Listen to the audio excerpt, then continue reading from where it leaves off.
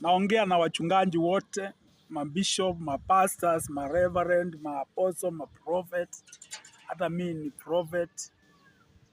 Niko tu grupu moja na nyinyi, tunamtumikia Mungu kwa wito tumeitwa. Naongea, uliona ile shinda ililetwa na Mackenzie. Alikuwa anafungisha watu mpaka wanakufa. Inaitwa Celtic. Cult. Evil spirit. Evil doctrine. Umeona hata serikali koti, hiyo sheria imepitishwa ya kwamba ukipatikana una fake miracles, unafungwa miaka 10 ama unatoa faini ya 5 million.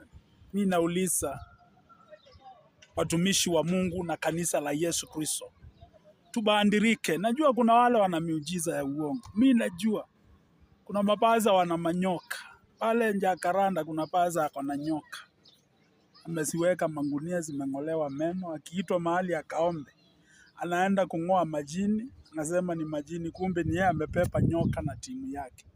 Wengine wanabeba pimbo hizi za viwete, anapea watu, anawalipa pesa. Akifanya mkutano, anasema viwete wainue miti.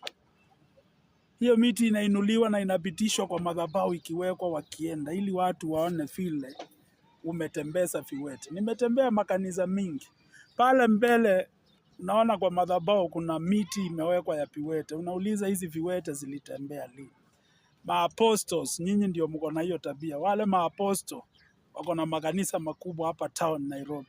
Wanaweka miti ya viwete pale mbele. Unajiuliza hii miti viwete walitembea lini?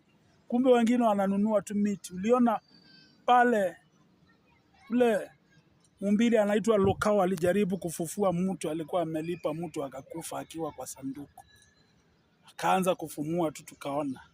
Lukao huwa ananunua hata wheelchairs za 40,000 expensive zinaletwa kwa madhabahu na analipa watu wanakalia. Niliona mwingine anaitwa Jeremia Omoto. Anasema ati vifunguo zinaachiliwa juu mbinguni za ufalme wa Daudi. Na vifunguo zikaachiliwa. Kumbe ni video ameedit na ameweka sauti ati mimi ndiye Mungu, I am the Lord your God. Manabii wa uongo, chuma chenu kiko moto. Wacha niwapee sasa neno kutoka kwa Mungu. Mungu nilikuwa napoomba akaniambia kwamba after hii shaking unasikia ya siasa East Africa na Africa yote, ikiisha kutaingia shaking ya kanisa. Nabii wote wa uongo. Wakati wa Sauli, King Saul alikuwa amemaliza manabii wa uongo na